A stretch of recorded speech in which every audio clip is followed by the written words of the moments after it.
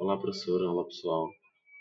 Nós ficamos, né, o grupo, eu, João Neto, Gabriel e Emanuel, nós ficamos com distúrbios hidroeletrolíticos, né? E vamos começar a falar um pouquinho sobre o que são os distúrbios, mas primeiro a gente vai ver um pouquinho do conceito do que é eletrólito. E bom, os eletrólitos eles são minerais, né, que circulam dentro do nosso organismo. E esses minerais eles podem ser encontrados nos líquidos estomacais, nas fezes e também pode ser encontrado na urina, né? E, e com certeza, né, encontrada 100% das vezes nos nossos tecidos, né, do nosso organismo. Um dos minerais, né, que nós temos é o sódio, como é o exemplo de um eletrólito. Também temos outros exemplos de eletrólitos que são o potássio, o cálcio, o magnésio, o cloreto e o bicarbonato. Os eletrólitos eles colaboram com muitas funções do nosso organismo, né? Como por exemplo o controle da função nervosa, né, e muscular, que nós vamos ver um pouquinho à frente, né? É, o equilíbrio da quantidade de água dentro do nosso organismo e também os níveis de ácido no nosso organismo, né? Os rins, eles são os principais responsáveis por manter o equilíbrio dos eletrólitos no sangue, né? E se tem quantidade excessiva ou insuficiente de um determinado eletrólito por causa de problemas de saúde. Bem, antes de entender um pouco sobre o distúrbio eletrolítico, é importante entendermos um pouco sobre o equilíbrio hidroeletrolítico. É, a gente sabe que o nosso corpo ele é composto, em sua maior parte, por água, essa quantidade de líquido que o nosso corpo possui ele é dividido, né, em compartimentos. Então, existe o compartimento intracelular, né, que ele compõe aí cerca de 2/3 do líquido corporal de água do nosso corpo e o compartimento extracelular que abrange aí 1/3 do líquido corporal. Ainda falando sobre os compartimentos, né, no compartimento intracelular nós temos o líquido intracelular e no compartimento extracelular nós temos o líquido extracelular, que a gente denomina de LIC e LEC, né, pela sigla LIC e LEC. É importante falar que o líquido extracelular, o LEC, né, ele possui volume plasmático e o volume de hemácias que somados vai ocasionar no volume sanguíneo. Ainda falando sobre o leque, ele compõe, né, os componentes intersticial, né, e o intravascular. Apesar de, né, ter pouca ainda em relação ao líquido intracelular, ele tem pouca abrangência dentro dos compartimentos. Falando um pouquinho agora sobre o paciente crítico, né? O paciente crítico ele vai apresentar distúrbio hidroeletrolítico e, consequentemente, distúrbio eletrolítico, né? Então, a manutenção, né, adequada desse balanço entre LIC e o LEC, entre esses líquidos intracelulares e extracelulares, essa manutenção estará afetada, né? Então, é necessário ocorrer aí um balanço entre tanto ganhos como perdas, né, de líquidos. No caso do paciente crítico, as perdas, né, estarão esse balanço estará sendo afetado, né? Então, no paciente crítico, de forma patológica, ele vai ter perdas, né, por diarreia, vômitos, né, respiração nasogástrica, derrame pleural, diferentemente do paciente normal que, né, em seu balanço hídrico, em suas perdas, ele está perdendo aí somente por diurese, fezes e evaporação corporal, né? Então é importante, né, o monitoramento desses pacientes críticos, né, especialmente monitorando aí distúrbio eletrolítico, que é o tema do nosso trabalho, a gente precisa estar atento a alguns sinais, né? E sinais esses que pode ser peso corporal, né? Pode ser sinais vitais do paciente, exames, né? Que o paciente está submetido e é isso. Daí em seguida a gente vai estar falando um pouquinho sobre os principais distúrbios eletrolíticos. Bom, vou falar um pouquinho sobre a hipernatremia e alguns tópicos relacionados a ela. Como ela funciona, a sua definição. Nada mais é do que as taxas de sódio muito elevadas, que o normal na taxa de sódio no sangue é de 135 a 145 miliequivalentes por litro. E quando esse nível ultrapassa os 145, aí podemos dizer que temos uma hipernatremia. E quais as causas da hipernatremia? Bom, temos uma causa em específico que vem ela subdividida, como por exemplo a grande perda de água. E isso ocorre através da desidratação, da diabetes insípido, que acaba causando problemas renais, e de muitos casos de uma diarreia severa. Os sintomas são bem variados, mas em sua grande maioria vem uma sede intensa, fraqueza e confusão, e em casos muito mais graves pode ocorrer convulsões e até mesmo coma. O tratamento é algo bem simples também, que é a reidratação como seu foco, que vem de acordo com quantidades administradas para que não ocorra uma mudança brusca no seu nível de sódio, sempre buscando regular esse nível. Bom, continuando na linha de raciocínio, eu vou falar sobre uma patologia que ela é oposta à hipernatremia, a hiponatremia. E em sua definição, ela nada mais é do que os baixos níveis de sódio no sangue, em que na hipernatremia ultrapassava os 145, nessa hiponatremia vai ficar abaixo do nível de sódio, sendo abaixo de 135 miliequivalentes por litro. Bom, diferentemente da hipernatremia, as causas da hiponatremia variam bastante, sendo elas a retenção excessiva de água, que pode ser causada, por exemplo, através de uma insuficiência cardíaca, ou através de doenças renais, prejudicando assim o funcionamento dos rins. Também pode ser por causa de perda excessiva de sódio, vindo, por exemplo, de uma diarreia grave, ou também da ingesta excessiva de água. Bom, mesmo sendo patologias opostas uma das outras em sua definição e causa, os sintomas são bem parecidos, que varia de acordo com a gravidade da patologia. Mas de uma forma bem abrangente e de forma mais resumida, possui dores de cabeça, fraqueza e confusão, e também em casos graves, convulsão ou coma.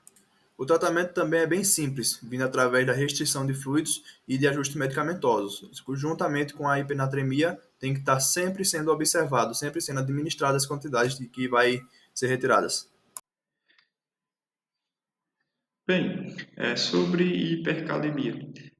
A hipercalemia ela é definida pelo alto nível de potássio no sangue, maior que 5 miliequivalentes litros. Então, a concentração de potássio maior que 5 miliequivalentes litros, ele é considerado como um distúrbio hipercalêmico, né? É pelo alto nível de potássio no sangue. E esse alto nível de potássio ele pode estar sendo causado especialmente, né, por doenças, distúrbios renais, então diminuição da excreção renal, aumento da disponibilidade de potássio, né, bem como na redistribuição para o meio extracelular, que faz com que o nível extracelular ele fique maior de potássio. Então, quando o profissional vai recolher o exame, ele percebe ali, né, um alto nível de potássio.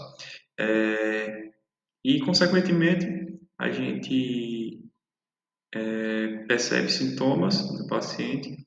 Então, sintomas como fraqueza, paralisia muscular, parada respiratória, né, parestesia e palpitações podem estar ocorrendo.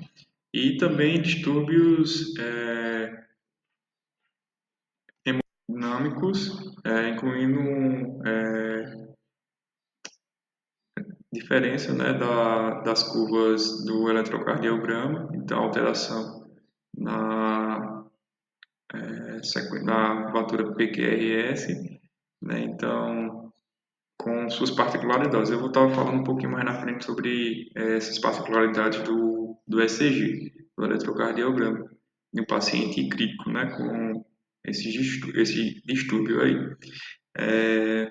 O tratamento ele pode ser dividido em três partes, né, então ele é dividido aí com infusão de gluconato de cálcio, glicoinsulinoterapia, né, e uso de B2 agonistas inalatórios, bem como diuréticos, né, de alça tiazídicos e resina poliestireno de sódio. Então, é uma terapia medicamentosa que pode estar sendo aí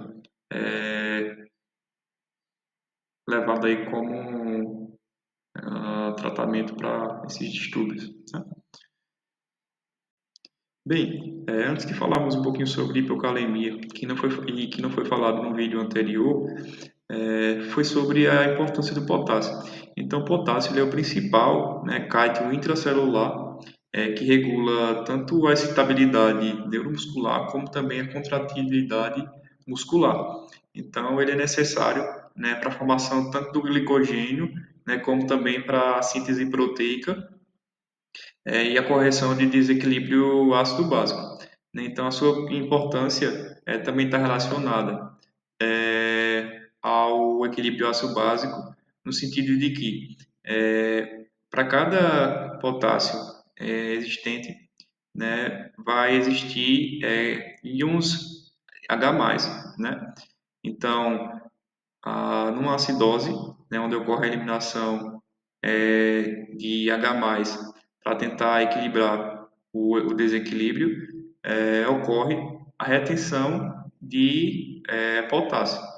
E na alcalose, em que se dá o contrário, né, essa regulagem de potássio também é bastante importante, né? Então, falando um pouquinho agora sobre hipocalemia, né? A hipocalemia ela é definida pela redução, né, dos níveis de potássio no meio extracelular, né? Então,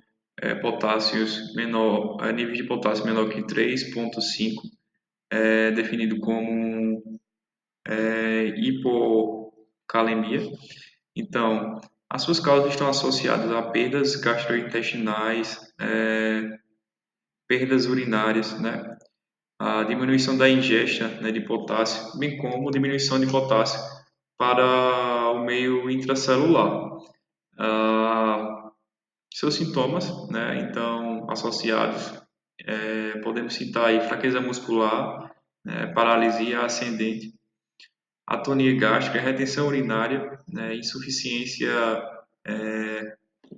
renal aguda, né, então taquicardia atrial, fibrilação ventricular, paralisia da musculatura respiratória, né, então principalmente o fisioterapeuta tem que estar atento a esse tipo de sintoma. E como tratamento, né, então é sugerida a reposição oral de potássio, uma dieta rica em alimentos em potássio, ou, né, em casos mais graves, a substituição aí agressiva com cloreto de potássio, né, em casos mais críticos, tá?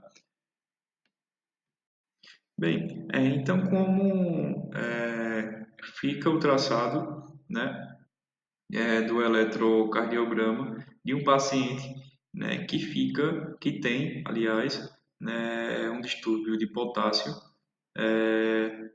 que na imagem aí é representado por hipocalemia, né?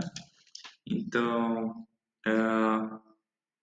a gente vê que no primeiro tópico aí, nível normal, ele apresenta uma curvatura cada vez mais próxima também do normal, né? Então, o intervalo aí, né, QRST, ele se demonstra na normalidade, cada vez mais que vai reduzindo o nível de potássio, dá para perceber aí que há uma maior amplitude da onda U, né, e uma depressão, né, do segmento ST. com um menor nível de potássio, né, ainda, né, então já entrando na hipocalemia, né, de 1,5 a 2,5, né, mil equivalentes de litros, a gente percebe uma onda T mais achatada e, né, em níveis mais baixos ocorre aí, né, abaixo de 1,5 mil equivalentes litros, né, um prolongamento do complexo QRS, bem como uma onda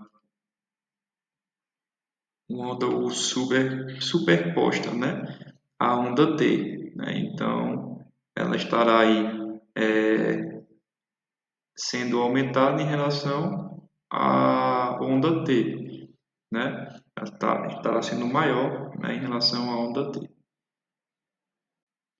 Bem, e nos casos, né, de hipercalemia, né, no qual a concentração de potássio ela é maior, né, em relação ao seu nível normal, a gente percebe aí pela imagem, né, os traçados, né, o traçado normal aí inicialmente, depois a gente percebe uma onda T mais apiculada, né, ou seja, mais pontiaguda, né, em formato aí de tenda realmente. A onda P ela fica mais plana, né, tá ficando cada vez mais plana. Outra característica aí importante é a sequência aí QRS, né, então ela fica mais alargada, né, bem como acontece aí algumas alterações grosseiras do QRS, o segmento ST e a onda T também, né? É perceptível a alteração. Então a gente percebe aí que o segmento ST ele tem diferença, né? Aí na penúltima seta a gente vê aí na imagem. E o ritmo sinusoidal, né? Que apresenta aí, né, níveis grosseiros aí de hipercalemia, apresentando né, risco de ameaça realmente à vida, por ocasionar em ritmos, né, de cardíacos, né, como a sistolia e a fibrilação ventricular, né, que é muito ameaçador para o paciente. Bem, um pouco sobre o eletrocardiograma, né, dos distúrbios de potássio é isso. E, enfim, muito obrigado. Agradeço a participação nos próximos vídeos. Os meninos estarão dando seguimento. Vou falar agora também sobre a hipermagnesemia e a hipomagnesemia, né? A hipermagnesemia refere-se à quantidade de magnésio, né, um distúrbio frequente que está relacionado à concentração, né, de magnésio no nosso sangue, né? Como, por exemplo, o nosso magnésio normal é de 2,4 miligramas por decilitro, né? E a hipermagnesemia vai acima desse nível, né? De 2,4 por mgdl. Bom, alguns sintomas dessa alteração, né, desse distúrbio hidroeletrolítico, são, são bem tolerados pelo nosso corpo, né, pelo nosso organismo, pois os sintomas eles podem acontecer, né, acima de 4 a 12 miligramas por decilitro, né, que os sintomas poderiam ser náuseas, vômitos, né, reflexos tendinosos profundos, né, hipotensão arterial, bradicardia e alterações do ECG, principalmente da curva QRS, né, assim como acontece no potássio, na hipercalemia ou na hipocalemia, vai acontecer também na hipermagnesemia, né? Algumas de suas causas é gerada pela má administração, má administração medicamentosa, né? Podendo ser gerada pelo paciente ou por erro médico, né? podendo ser fatal, principalmente em pacientes renais crônicos, né? A ingesta, por exemplo, pode ser pela ingesta de suplementos com magnésio, laxantes ou antiácidos, né? E o tratamento é geralmente medicamentoso, sendo administrado por drogas, sendo duas das drogas é a furosemida e a gluconato, né, para fins de diminuição do magnésio no nosso sangue. E agora a hipomagnesemia, né, que a hipomagnesemia ela é definida pelo nível baixo de magnésio, né, no nosso sangue, que é essencial, né, o magnésio ele é essencial para a condução muscular e nervosa, e os níveis, né, abaixo de 1,7 miligramas por decilitro é considerado hipomagnesemia. Um dos seus sintomas, né, possuindo sintomas neuromusculares, neurológicos e cardiovasculares, podem ser os neuromusculares, tremores, espasmo e a fraqueza muscular, né, a confusão mental, sendo os sintomas neurológicos, confusão mental e as convulsões e tonturas,